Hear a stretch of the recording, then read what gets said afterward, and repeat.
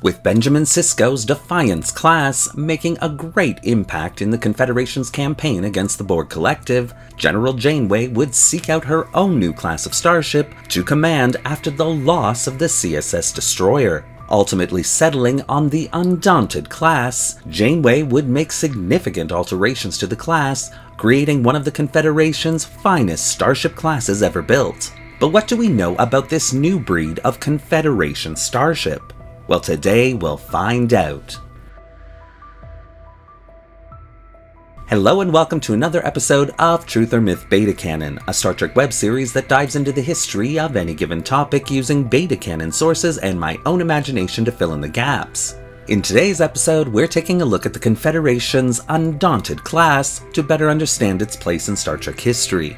Please note, here we are again, continuing our dive into the Confederation Timeline, and I introduce you to another class kitbashed into existence by me that I named the Undaunted Class.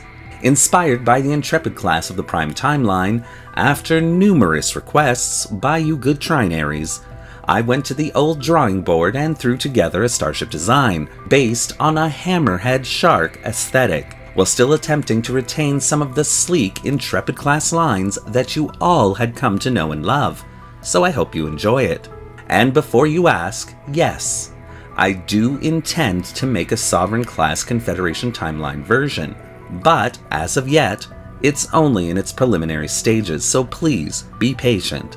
But of course, and as always, because this is just a bit of fan fiction, all information relayed should pretty much be taken with a grain of stardust and only considered a little bit of Star Trek fun. And so, with all that out of the way, let's begin. The Borg Collective was adapting.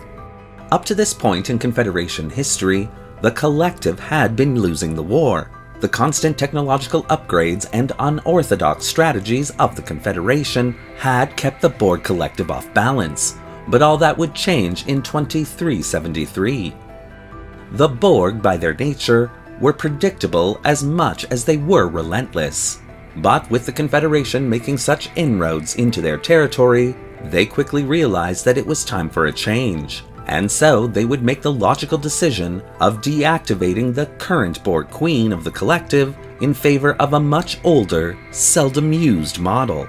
Believed by the Confederation to be one of the first humans ever assimilated, this Borg Queen would be granted far more autonomy to enact several countermeasures unlike anything the Borg had done before. It is unknown exactly how the Borg Queen hierarchy worked, having several different Borg Queen models collected, assimilated, and put in stasis until needed. It would shock everyone in the Confederation when the new Borg Queen would be revealed to be none other than Captain Erica Hernandez of the NX-02, which had disappeared shortly after the first Romulan campaign. Having been continually updated over the centuries since her capture, this new Borg Queen displayed a tactical understanding that rivaled both General Janeway and General Picard. In fact, the Hernandez Queen was able to ambush General Janeway's own guerrilla fleet in the Caden sector, forcing General Janeway to sacrifice her command ship, the CSS Destroyer, to buy time to allow her fleet to escape. Luckily, Janeway would survive that encounter. Returning to Confederation headquarters on Earth, General Janeway would begin the daunting process of selecting a new starship to command her fleet from, while General Picard and the rest of the fleet attempted to hold their positions already achieved within the Delta Quadrant. With the Confederation expanding its fleet, thanks to the technologies developed by Benjamin Sisko for his Defiance class, General Janeway would ultimately decide on an untested class for her new command, and after some quick alterations and additions, the Undaunted Class battleship would be born. Sitting at a length of 356.5 meters, the Undaunted Class would be designed to be operated by 135 officers and crew members.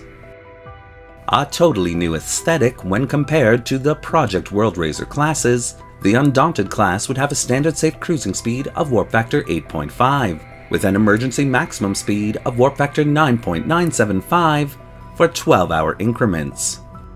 Containing a new and untested generation of the transwarp system, the Undaunted class for a time would end up being the fastest Starship class the Confederation had to offer. Even the class's bioneurocircuitry computer core and components would receive an upgrade, being completely revamped by the Daystrom Institute. Tactically, the Undaunted class would have one of the largest weaponry arsenals ever included in a Starship class at the time, containing both randomized frequency phaser emitter arrays, as well as torpedo launching systems capable of firing both quantum and photon torpedoes. The Undaunted class would also contain 3 phaser land systems, 2 forward and 1 aft, capable of firing a blast almost twice as strong as those of the Defiance class. But General Janeway seeking revenge against the Borg Queen would not stop there. Looking over proposed and in-development technology, she would run across highly classified reports of a new torpedo system acquired from a captured Krenim Imperium starship. In a state of temporal flux, these torpedoes could be fired at a target, passing straight through its shields as if they weren't there, and then suddenly come out of temporal flux to explode inside an undefended vessel. So impressed with this idea, General Janeway would have the entire system ripped out of the Krenim starship and hastily attached to her new command vessel for immediate testing. Back in the saddle inside of a few months, General Janeway would set her own trap for the Borg Collective, luring several Borg cubes to a Demon-class planet where the CSS Destroyer A would make quick work of them. Considering this first test of the Undaunted class a complete success, Confederation Command would put the class into full production and include Janeway's transphasic torpedo launching system modifications.